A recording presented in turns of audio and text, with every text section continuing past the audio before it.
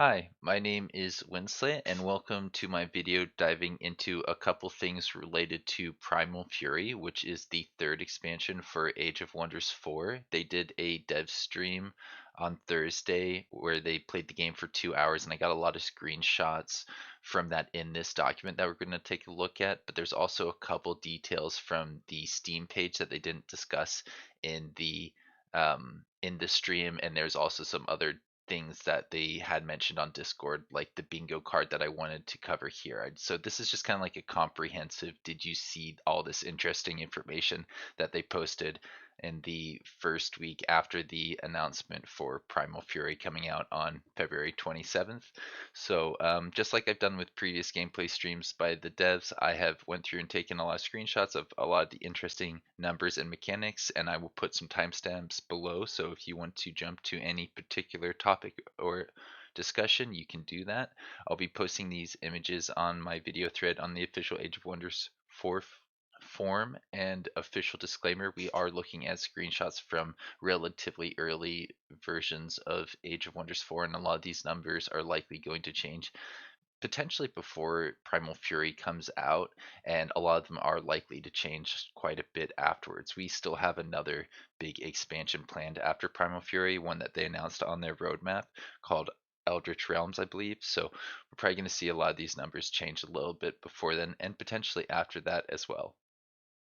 So this is future Winslaya. I saw a couple hours after recording the rest of this video that one of the developers, Jordy, posted this image on the Age of Wonders 4 Discord of Serena, which is a Wizard King from one of the previous Age of Wonders games. I think I read that she was in Age of Wonders 2 as a bit of a villain, somebody who kind of like turned the elves against Julia, who's I think Sundrin's mom. And one of the really interesting things about this image is we get to see a mount in the background. And I wasn't quite sure what to make of it when I first saw it, if it was maybe like when they posted the image of the dire penguin culture where everything was just dire penguins. It wouldn't be that hard for them to edit in a little image like this. But I think the consensus in general is that we're going to get elk mounts or stag mounts. We just don't really know what they're called yet. Um, they mentioned something in the streams about a non-trait additional mount that wasn't in the game. So it would make sense that this might be tied to Serena, or it might be part of the free wolf update. There may be some other things, some other mounts that we don't know about, which is exciting because there's already so much variety that they've mentioned. And yeah, it just seems like it would be kind of fun to have another option in the mix. But yeah, if you wanted to, you could look at this discussion here on Reddit. Another thing somebody pointed out further below is that the staff looks like it might be unique. There may be a wolf totem or something like that.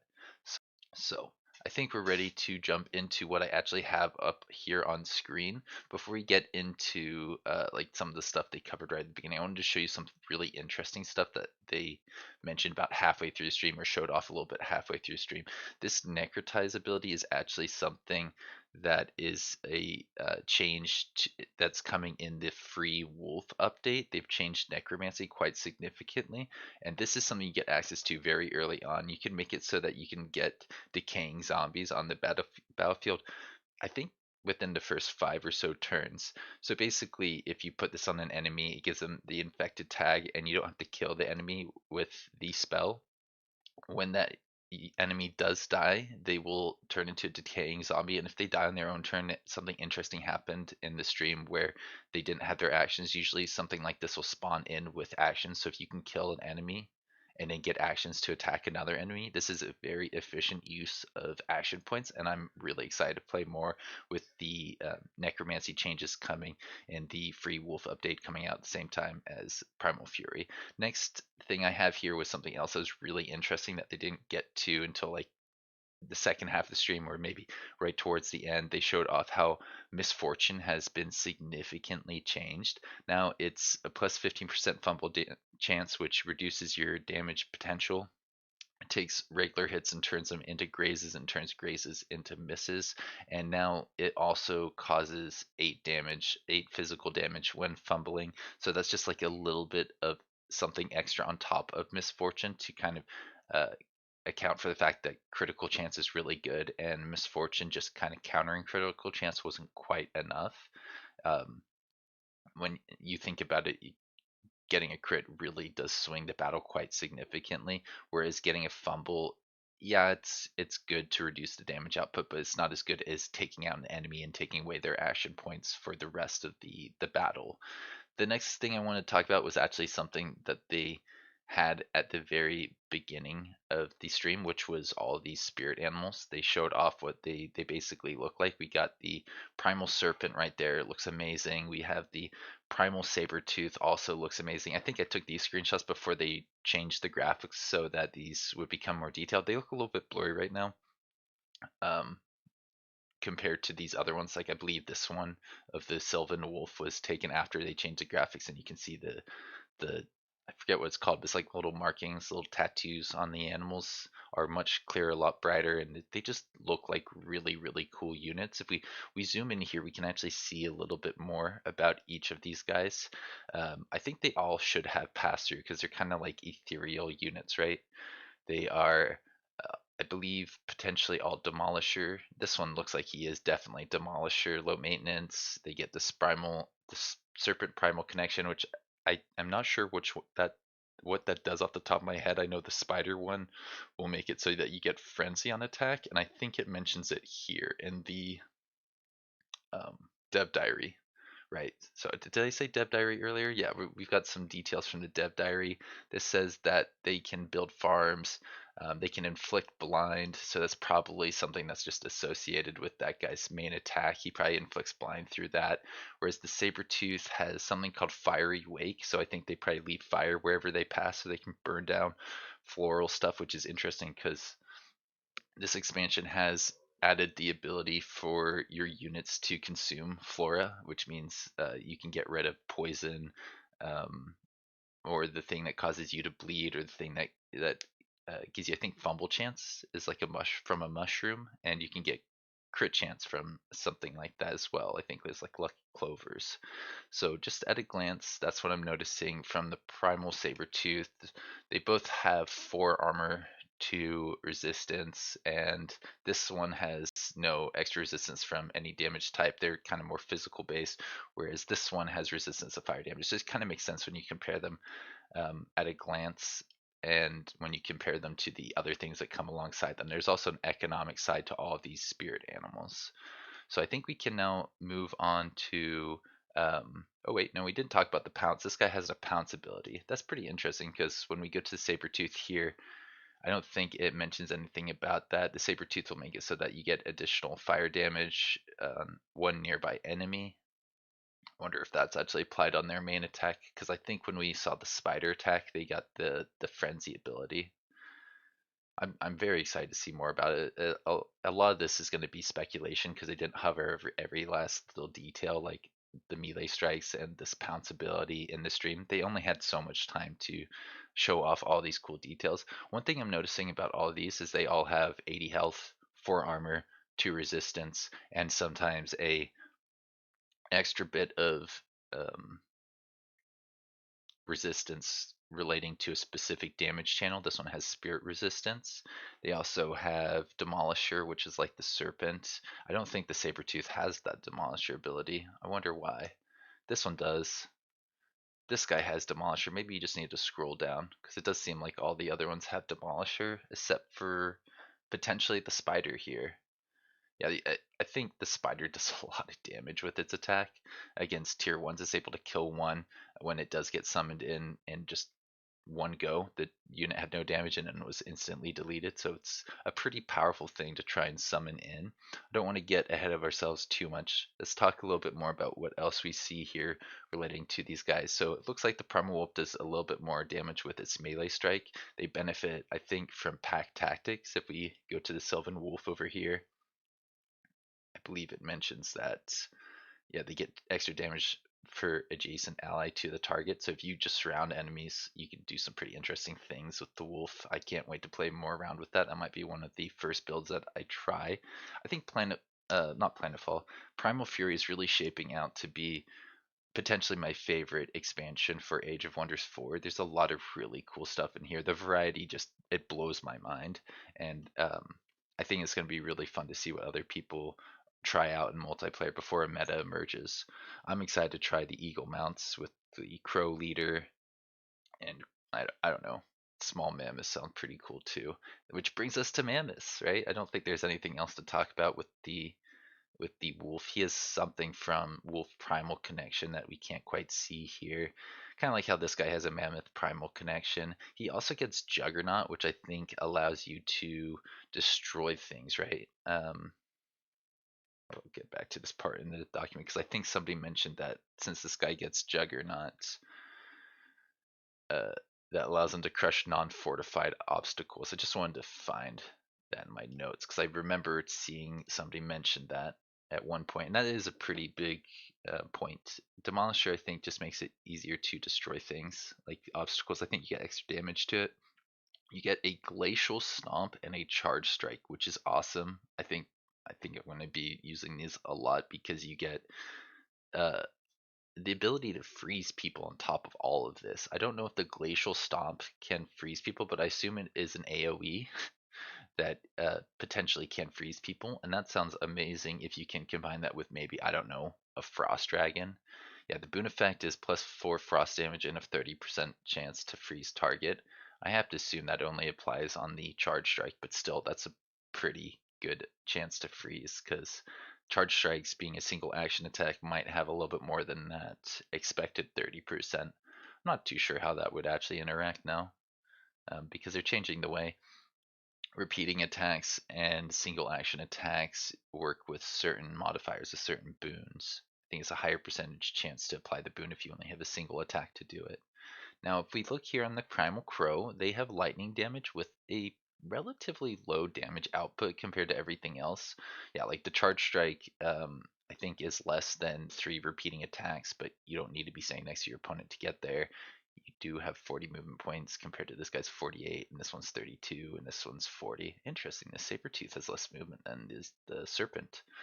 Um, but yeah, lightning damage is really good against constructs, and I think the Crow's main selling point is mobility. I think they prefer grassland, and that sounds like something that's very common. I believe one of the devs said that if you use the uh, some mobility bonuses with the Crow start, with the Crow Storm Crow Primal Spirit Animal, then it going on grass is actually faster than using roads, and that sounds amazing. I can't wait to do that.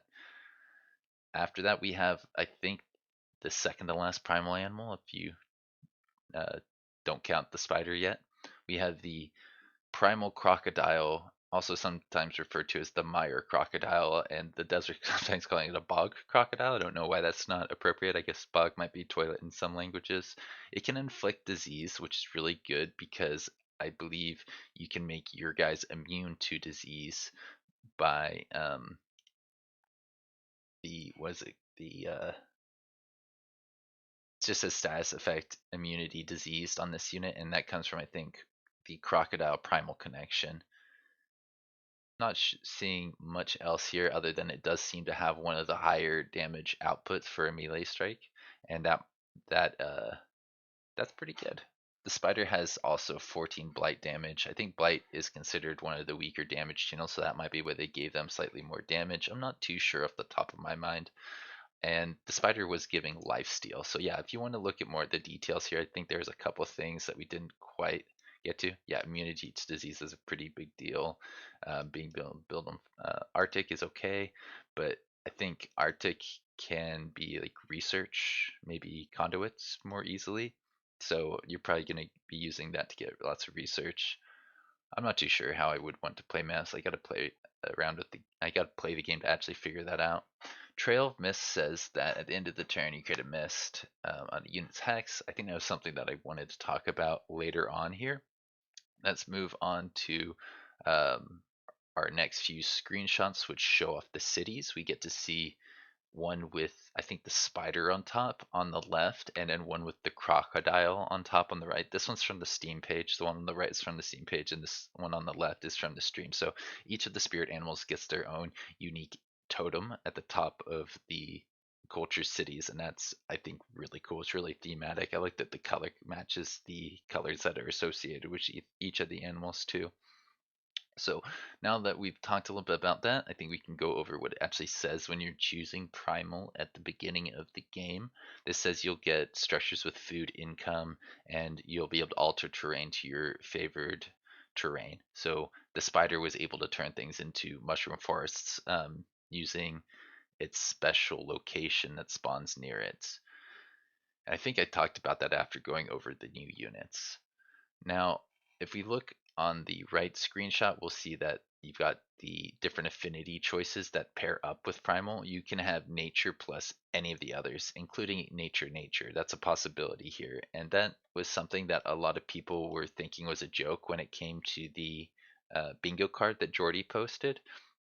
But I believe the logic was if everybody is wrong, uh, or if nobody's right, then everybody's wrong essentially, because everybody's thinking that it was only one combination. It might be nature astral, or um, I don't know, shadow nature, something like that. And because everybody kind of picked one, they were all wrong essentially. Pretty funny way of building the bingo card and to tease people what might be there. After that, we saw some pretty cool stuff about the Protector. We got to see that it has Primal Renewal, which heals 5 temporary hit points per stack of Fury of the Tunnel Spider that is removed.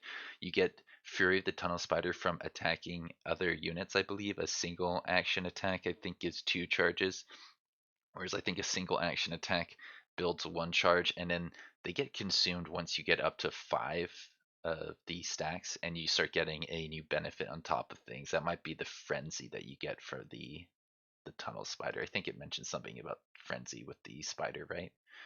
We definitely got to see something in the stream about frenzy. Boon effect is the blight damage and lifesteal. Now I remember it wasn't. They didn't get frenzy once they got up to 5 stacks. They started being able to steal health off of enemies once they got 5 stacks. The tunnel spider, Fury the tunnel spider, and yeah, if you wanted to see what the other ones get, you get to see their boon effects in here. Once they get up to enough charges, they get these benefits. And yeah, I'm pretty sure the melee strike is a normal shield unit's melee strike, whereas the shield wall is similar. It's also a normal shield unit shield wall where it just boosts people standing around it with adjacency. The primal darter is incredibly interesting. This one says you deal damage to a unit and jump back 3 hexes. I don't believe we actually got to see the blowgun in a battle. If we did, it came up very quickly, and they do mention in here that they have 1 less range, and they ignore accuracy penalties with their regular attack, so that is a pretty big deal. But their really interesting selling point is they have this disengaging shot, which does have a cooldown. You can't use it every turn. You can't just like go up next to somebody, shoot them, and then next turn do the same thing. Um, yes, if you're in a flank position, you can attack, but that's slightly different. What this does is it gives you this little green indicator to show you where you're going to land if you use that ability, and that is new. They haven't added little green indicators to show you where you're going to go after you use something. I think that could be amazing on things like uh, the cloud in a bottle or the tail bash from the dragon. But there's also more than that. Somebody pointed out to me that there is an elemental that has the ability to push units back as well. If you had just, I don't know, maybe not this circle, but maybe like the arrows they were using for adjacency on the economic overview, that could be really helpful for people and really impactful on their decision making. Because right now it's just kind of like a dice roll, it's a guess. Like you don't know where they're going to go. Specifically with war breeds, I think that's a problem. If somebody's standing on the side opposite a war breed, let's say like you had a war breed where my hero is here and you're trying to attack somebody in this space, and then there's another unit over here, normally it would displace them into that space, but because there's another one there, it goes either right or left, and I think it's kind of random. I don't know how it decides that exactly, but having an indicator could be kind of nice. I don't believe it's predictable because I think people would have told me how it works if it was like something where you could figure out where the Warbreed's going to put the unit. If it's always right, somebody would have told me by now in the comment section or in one of my multiplayer games. There's quite a bit more here. We're only on page 8 out of 45, but a lot of them were a lot of these screenshots were things I took before the dev stream, when we were looking at things like the bingo card, and we've got more useful information about these guys now. Like the Animist, we know he has Spirit Healing, a Poison Blast, and can summon a Primal Spider. That's a pretty big deal because the spell that summons the Primal Spider is pretty cheap right now, but I think they're going to nerf it and keep it so that you can summon the Primal Spider either with this unit or by using a staff, which your ruler starts with at the beginning of the game. I'm not sure how it's going to work with dragons. I kind of want to play around with it because, like I said, I think Mammoth with a Frost Dragon could be really cool, really fun, really strong. But I don't believe we got to see this Animus actually get built, so we don't know all the details about like the Poison Blast and their version of Spirit Healing. I assume it works the same way as a hero's Spirit Healing. We did get to see Spirit Healing in a hero skill in the hero skill section during a level up, and it says that you heal a unit for 20 HP and you gain 3 stacks of Rising Fury if it has an animal boon. So I assume that means if they can get up to something like lifesteal, they get 3 stacks of that, and that allows them to maybe summon in an animal. I'm wondering how this works. If you have 3 Animists, can they continuously give Rising Fury to each other and summon in a primal animal like every other turn? Because that could be really, really good staying power in the early game and potentially even late game. I know these spiders are only like mythic tier 2s, so they're not going to compare that great to I think tier 4s and tier 5s, but just having extra bodies that you can continuously summon in could be pretty useful. They last for 3 turns, so they're not around for a super long time, but generally 3 turns is pretty good, is pretty useful, is usually enough. So yeah, I was saying I think heroes with 1 or 2 Animists would be really good at clearing. They are going to be able to do it efficiently so that they don't take damage on the units that are there in the strategic map. When you summon the Primal Spider, you don't care if it takes damage, you don't care if it dies, because it is kind of like tanking for you. But you're also going to get more experience on each of the units that are in that combat because you won't need to bring as many units to the combat. Of course, you don't want to bring 1 unit to fight 6 or 2 units to fight 6 units. You want to, I think, 4 for every 6 units, so you keep that in mind. But I think that this is going to be very good for people who like to power level their heroes, and I hope it's not too good that the clashing egos forces people to not focus too heavily on their heroes. They're kind of overpowered in the current version of the game.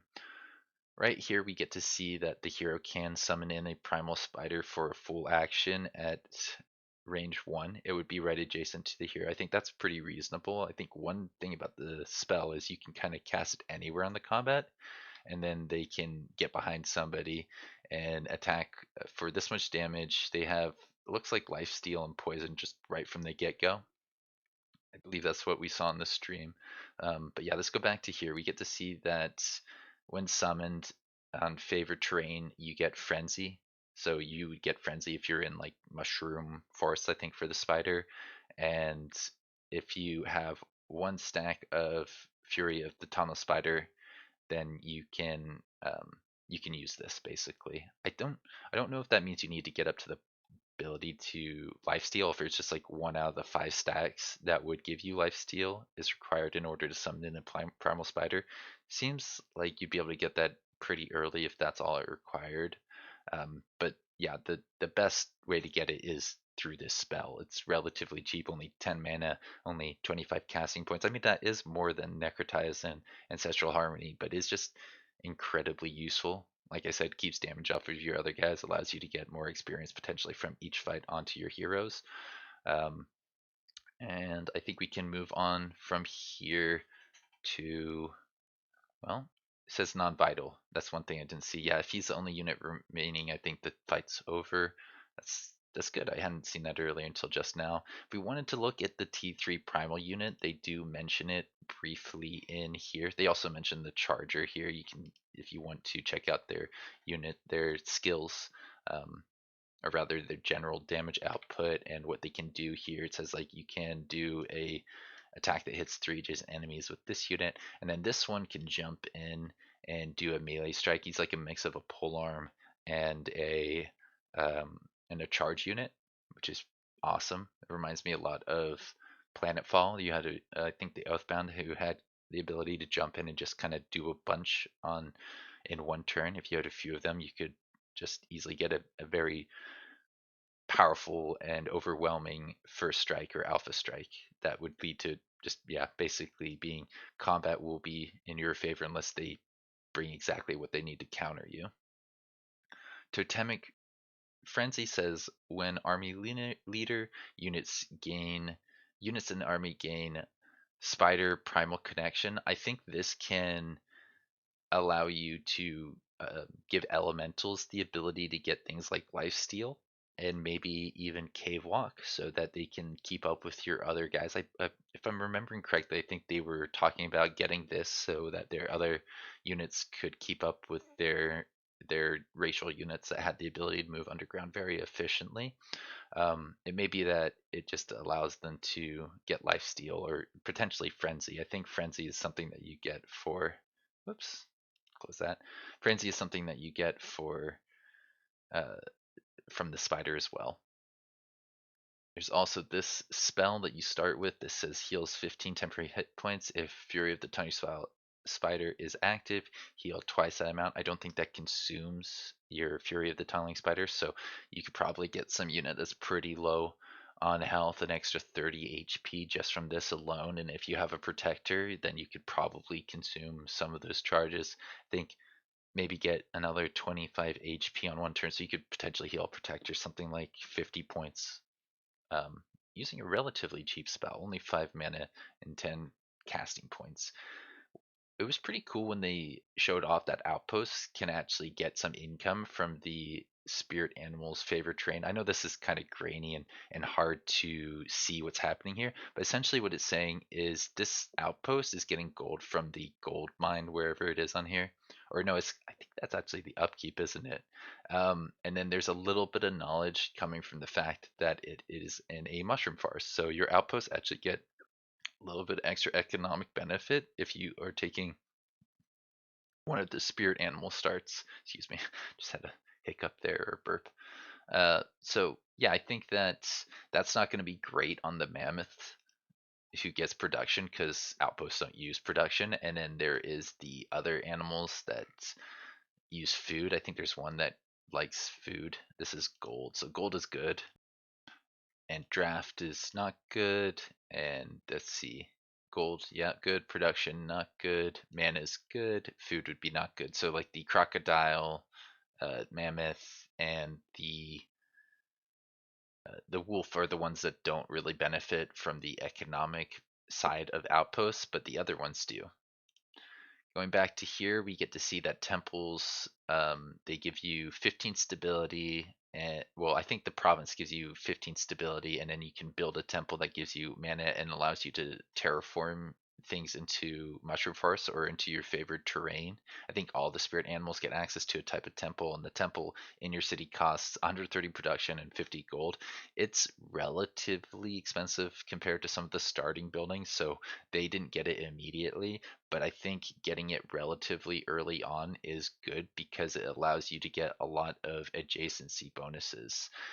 The spider dens they did mention only spawn underground, which is unique to the spiders. Everybody else gets their dens above, and I believe they may be invisible to people who aren't playing as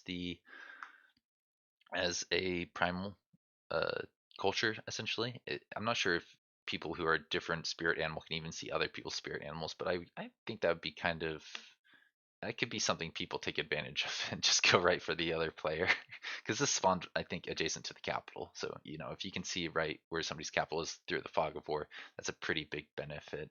So like I was saying, you want to terraform things to the mushroom first because you get a lot of adjacency here, and they showed off this thing called a tunneling megalith, which took something that was giving you like plus 18 resources minus, well, 5 stability, so really it's like plus 13, and then all of a sudden it becomes plus 49.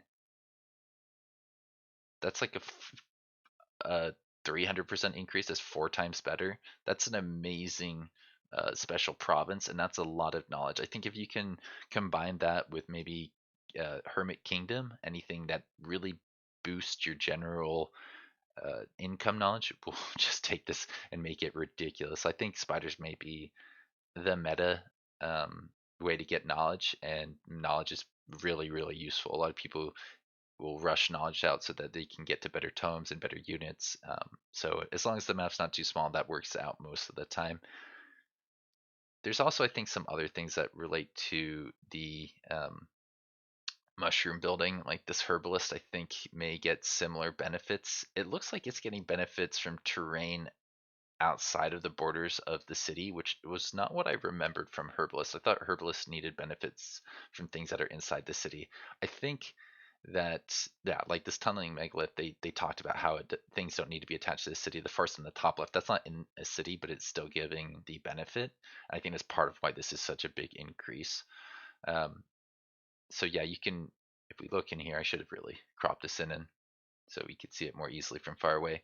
It's taking something that is a little bit better than the other thing we talked about. The soul well was giving some souls, which is very valuable.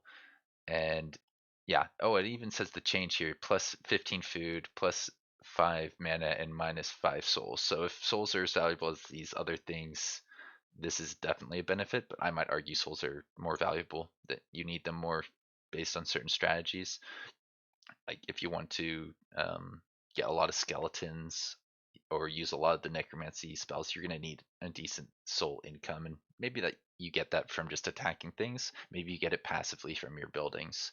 There are a couple changes to necromancy that I wanted to focus on here, like the fact that killing racial units gives you the ability to spend souls to create skeletons after combat.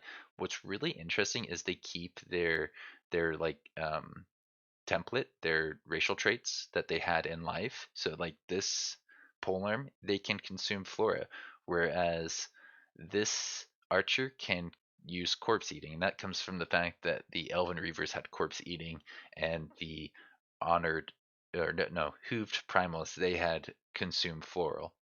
So I could see you getting some very powerful skeletons if you just choose the right ones, if you have enough souls to allow you to save enough ones to put in your armies.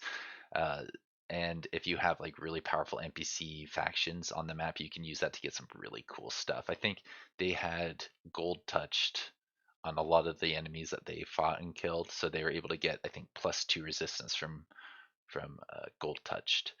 And there's other things like that too, like Angel Eyes, I think, or Demonkin that you can get from enemies like that are just on the map. Of course, you can use it to take things that belong to your enemy. If they're frostlings, you can all of a sudden have frost resistance to all their frost stuff if you just take some skeletons and um, turn them into undead, or yeah, basically. I think that that should work, but now that I think about it, undead are usually pretty good at dealing with frost in general because they're from the same affinity. They're from the shadow affinity. We have the ability to turn. Well, I guess maybe we should talk about how we have different types of things. We have the battle mage, which is a tier 1, does blight damage and frost damage, pretty cool. We have the archer, we have the polearm, and the warrior. I think warrior, no, I think polearm was the only one they had in the game beforehand. So now there's a variety, and it means you can really fill out your roster based on um, a couple choices versus one or two. Now let's go back to the bone horror, which is really good. Now it takes, I think, killing a higher tier unit, a tier 3 or 4, can give you the ability to create a bone horror, and then when they get to not 0 health but half health, they spawn in skeletons. So they can really give you a lot of actions to deal with your enemy, as long as you don't wait until your bone horror is the last unit on the field, then for it to take damage. And I think you can get a lot of value out of these guys. I think something really funny happened with the Bone Horror where it spawned in two skeletons, one after it got to half health and one when it got to 0 HP, and I don't think that was working as designed. I think it's still only supposed to spawn in one skeleton. Soulbound is also different. They now made it so that the souls gained from killing this unit are increased by 2. It's not doubled, it's by 2, so like that will work better on lower tier units than it will on higher tier units.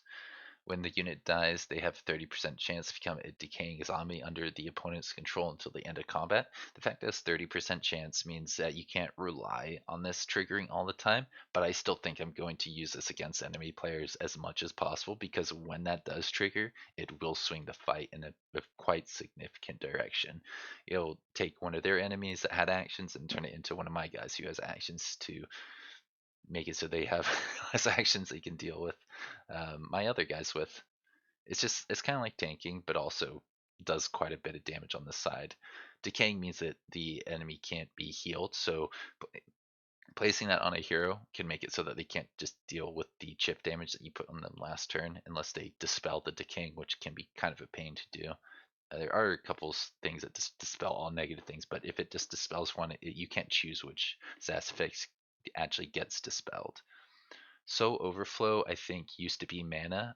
I was using it quite a bit in one of my recent NPs, and it's quite good being able to dispel things in an AoE. This says have their negative status effects removed, so it's just gone.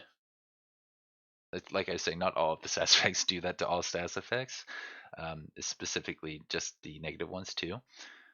And you get extra HP, they get strength, and all around really good if you have a group of units that can benefit from that.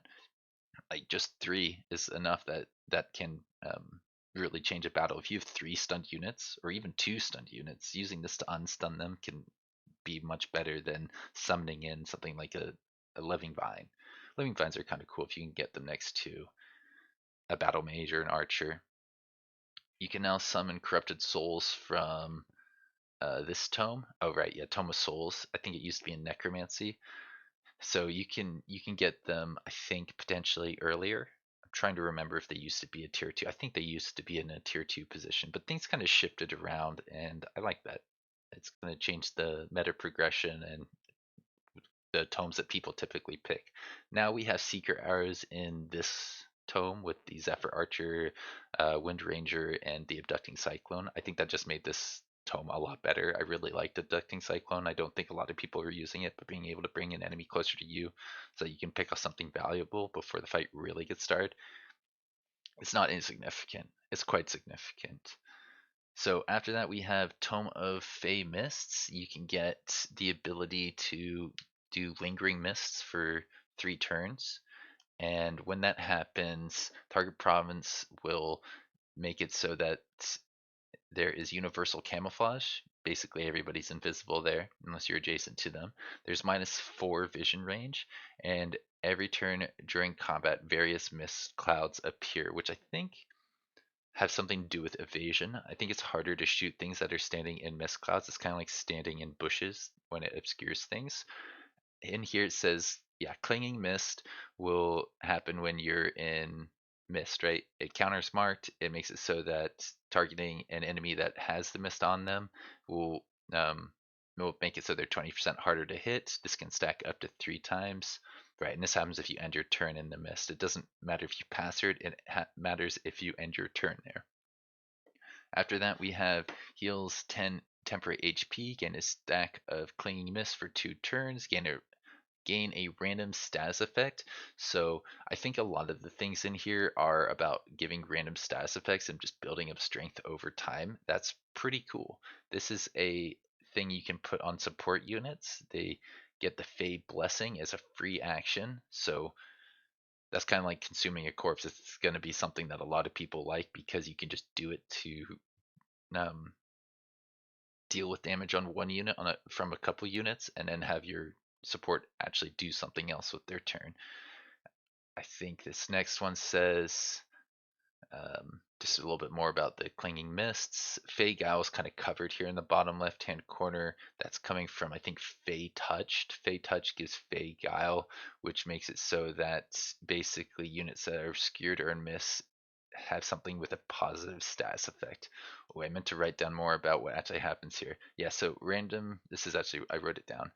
Random positive effects when obscured or missed at the end of the turn, and you get to ignore the accuracy penalties from enemies being in Clinging Mist. So if somebody's standing in Clinging Mist to try and make it harder for you to hit them, if you have Fey touched units, that's not going to help your enemy. They're all of a sudden just as easy to hit as when they weren't having the Clinging Mist on them. So pretty cool. I think if you've got mist everywhere, you're going to want to be able to shoot the enemies that are standing in mist, in the mist that you spawn in. Um, that'll just make it so that things are more efficient. Yeah, I don't think it's like being blind, so people will be blocked from ranged attacks if things are melee, and yeah, it's going to be pretty interesting with this mist mechanic. What do we have here? Fey Embrace. I really should have made these bigger, but I can always zoom in, right? Place mist clouds. Friendly units gain 2 positive status effects. All friendly units? That seems pretty good. You get to place some mist clouds in a 1 hex area. So the 1 hex area is where the positive status effects go to. Okay. For a second I thought it was all units get 2 positive status effects. No, it's just the ones inside that 1 hex area, and the mist clouds, there's like multiple in a 1 hex area, each one on each hex. Okay, that makes sense to me. Reminds me of some of the status effects that you'd get in Planetfall. You'd be able to put like blinding arrows on the ground, I think, or was it blinding arrows? I'm probably thinking of something else.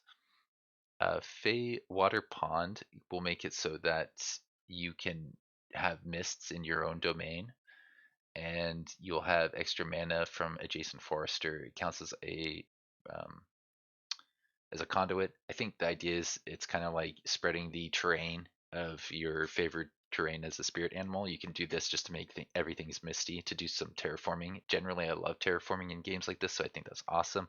I kind of wish there was more. Like with the underground, they mentioned it'd be cool if you could just fill in the ground again after you dug up something you don't like to see. I think a society would do that. If they saw dragons on the other side of their tunnel, they'd collapse the tunnel. Um, Mistlings are cool. These are something that work a lot like gremlins. I think they're kind of like reverse gremlins. Reverse gremlins, I think, apply random negative status effects, whereas these guys give themselves good status effects randomly at the end of their turn. I think they just get a status effect because they have a trail of mist. They create mists where they are. That may have been actually what I was showing off with the spider earlier. I think they may have had a trail of mist on them for some reason. But this says summon a mistling, and their attacks inflict random negative status effects.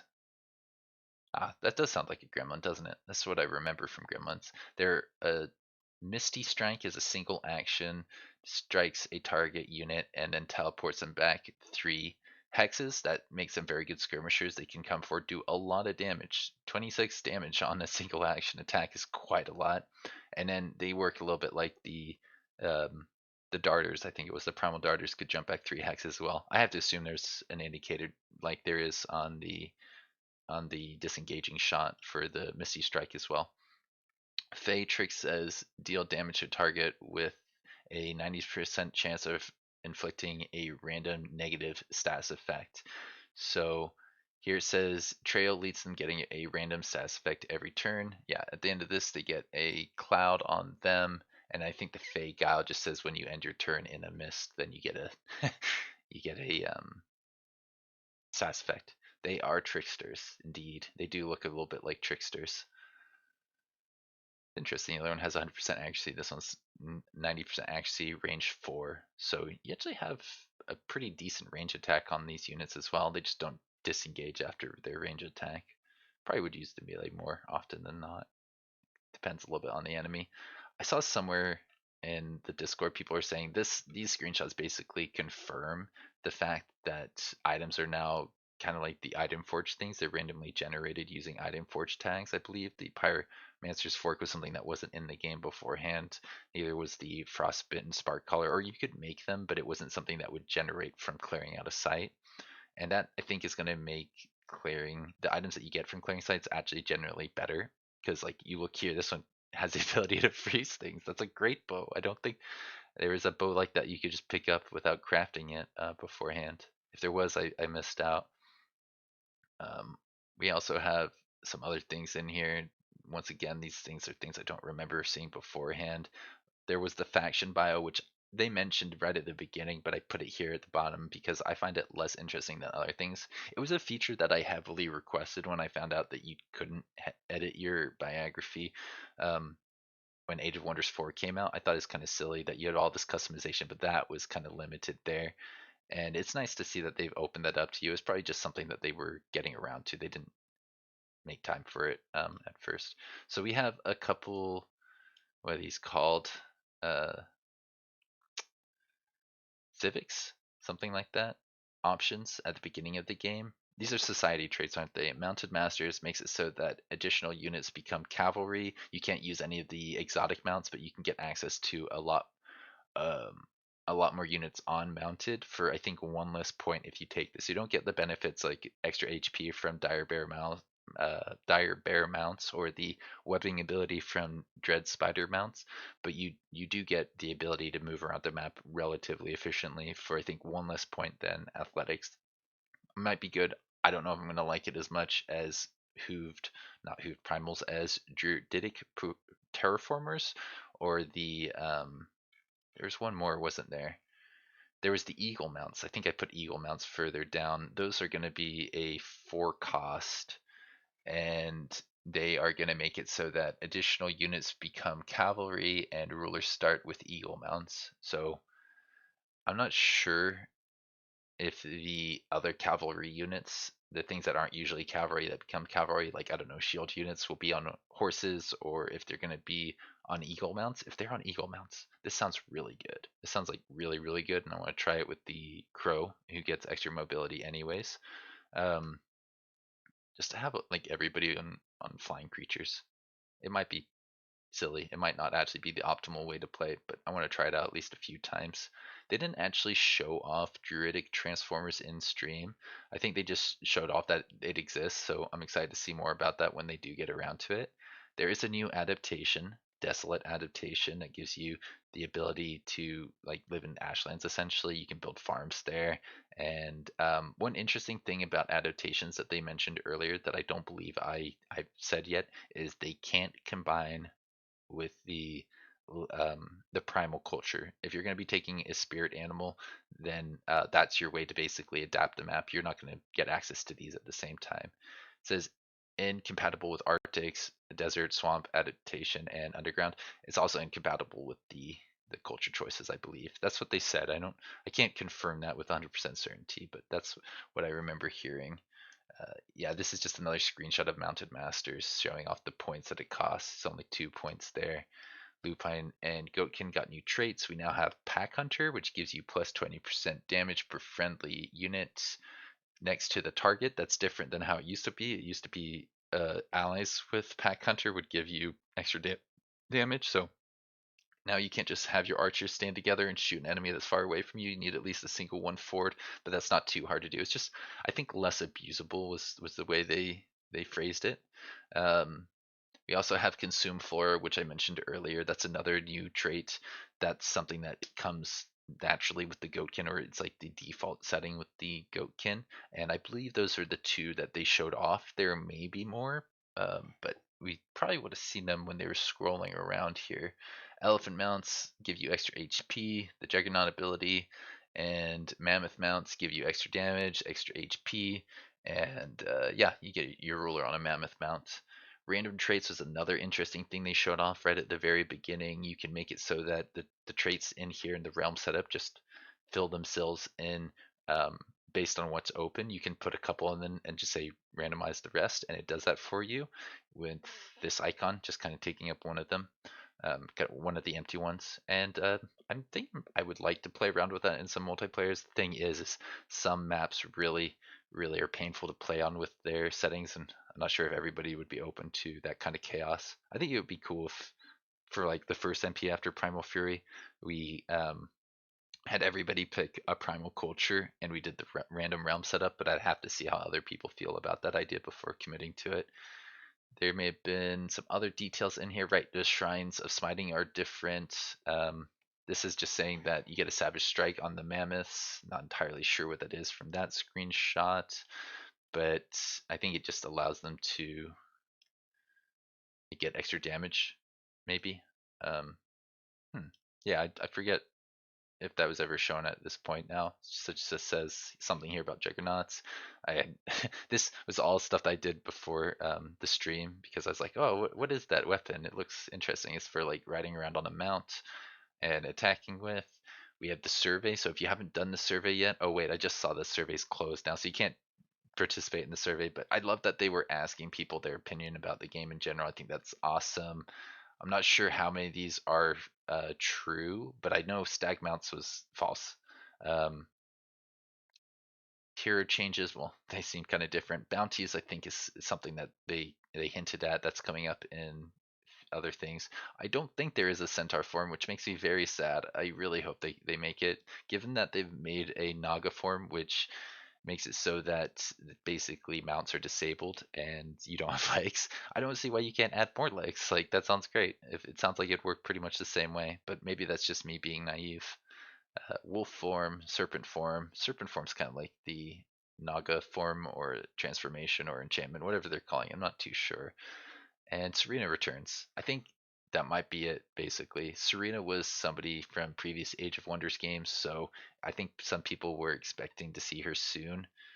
Probably was like somebody who liked nature, and I remember seeing it. Yeah, Serena Returns is in the top left, so that's been confirmed to be true. They're in the list here, as well as a couple other guys with that Primal Fury tag. So I guess Whatep is also going to be in one of the stories. Maybe Arvik the Dark. That sounds like somebody that was in previous games. I think I recognize that name. And yeah, this is just me looking at a few other things that people were talking about in Discord. Jordy said that we don't allow one AP abilities on mounts except for the lance. That might be different now with all the mounts that are being added, but I guess he probably wouldn't have said that only a few days ago, maybe a week ago now, if they hadn't accounted for that in the actual release. So I think that's it. I think that's pretty much everything that I wanted to talk about. Oh, Ethereal's different. They did actually change that with the corrupted souls. They were harder to kill. This building may have been different. I know there's something else in here. Right, this Shrine of Smiting. I haven't talked about that yet, have I? This just kind of shows off how there's like different things underneath each of these. I thought for a second you wouldn't be able to cast spells until you built this, but it's just saying you need mana to cast spells. That's all that's saying. Just like you want stability to keep your people happy. Smite Smiting Prayer Blast is different. This is um, how it is going to be in the game compared to if I looked it up here uh, in the database. It's going to be, I think, weaker. We just need the shrine. And yeah, his attack is a single action with the 15-15 damage that gets stronger for everybody else that is faithful. This one is now a full action attack, range 6. That's quite a bit different. And the Divine Vengeance used to be a full action thing that would hurt enemies in a 2-hex AoE from far away. Now it's a lot weaker. People are saying it's tickle damage because you get a blind attack that is around you for a single action, so you can like walk up to people and blind them. I don't think that's going to be particularly helpful. I think you want to keeping your guys far away so that you can use this attack in the updated version of Age of Wonders Planetfall. But that's kind of like speculation. We haven't really seen what else has changed. I think I said earlier in one of my other videos that there, you could just there wasn't a timer that you just buy new hero cap using Imperium, but it looks like this is saying in 12 turns you'll be able to get another hero. Right now it's saying you're at 3 to 4, so in 12 turns you'll be at 3 to 5. But if you wanted to spend 360 Imperium, you can get to 3 out of 5 right now. Of course, if you're not using that hero cap, I don't know why you would do that, but it does sound like they're giving you some flexibility with how quickly you want to get to heroes or how much you want to focus your Imperium on cities versus heroes. There's a choice there now. A lot of people are saying Clashing Egos isn't going to be enough because people like Morgie are able to get to level 17 by turn 13, and splitting up their armies may or may not be enough to deal with that. Voxel did say that this is also something that's in the game to try and encourage newer players to split up their guys. And yeah, I think now we're pretty much at the end. Yeah, the three background traits I don't think came up again. You adjacency, and these are just some images. Cool. Yeah, that's everything I wanted to share with you. Thanks for joining me here. I'll see you around. Have a good one.